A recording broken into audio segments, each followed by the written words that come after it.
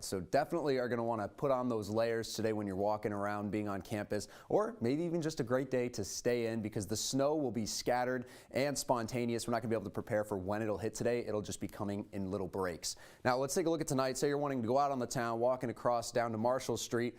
It's actually going to be warmer. We don't see this a lot, but thankfully the wind's going to drop, and so the temperature will actually increase, plus snow should be cleared up by then. We shouldn't have any of those flurries. Now let's take a look at the radar real quick here. This is what we're going to be seeing this afternoon. Take a look at Syracuse, getting some clouds coming over in the overdraft, but this isn't the big thing I want to look at. Let's look at this national map here, all right? This is what we're dealing with right now here in New York. It's going to be scattered, like I said, but let's look up here towards Canada. See that big collection of clouds? Doesn't look like it's going to be our problem, right? It's in Canada.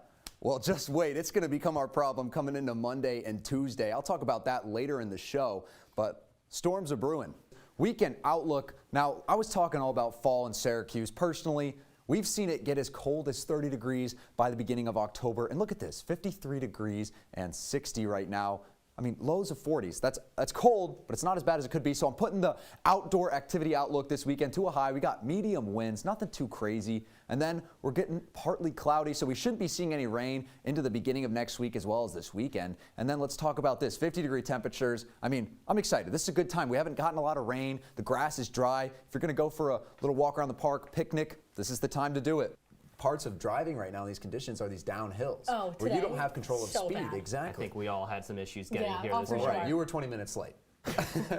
Oh my gosh, look at But that. as you can see, so I put it at a moderate, light pileup. So I did say there's going to be a break in snow. We're not going to see anything crazy, but it's these downhill ice that you got to be careful with. If you can avoid a hill going around or taking a different route, it might be a little bit longer, but it's always the safer route to do. And then this will continue. So definitely not incredibly dangerous. You can be safe. Make sure if you have four-wheel drive to keep that on through the next couple of days. Over a foot of snow in New York. That's at least what's predicted. So expect a lot of snow. Let's see what the rest of the week looks like here. So as I said, this weekend we're going to start to see the creation of that snow. Tuesday, it's just only going to continue a wintry mix. However, keep an eye on those temperatures right here as we look at Tuesday and Wednesday. It's getting to the 40s, so things will actually start turning from snow into rain.